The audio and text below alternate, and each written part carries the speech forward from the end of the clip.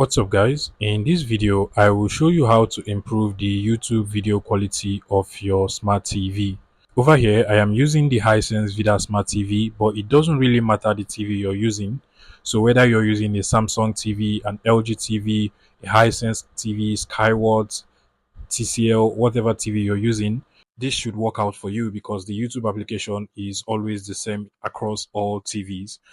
So to improve the quality of YouTube videos on your smart TV, what you want to do is to basically open any video.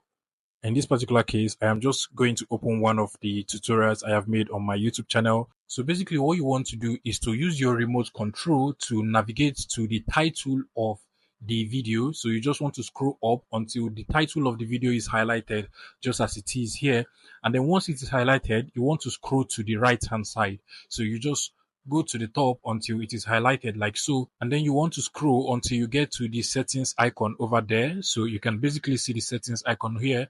So once you reach there, you can just click on it like so, and then you're going to see the quality option, and then other options like the caption, the stable volume, and the rest of it. You just want to click on the quality, and you can basically improve the quality by choosing any quality above the quality that is already given to you. So for instance, you can improve it to like auto, or if there is like a 4K or the 2K video, you can basically improve it to 4K or 2K, and once you're done with that, I'm just going to set it to audio here.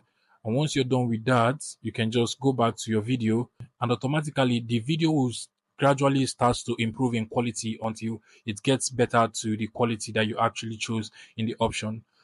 So basically, guys, that is how to enhance the video quality of YouTube on any smart TV.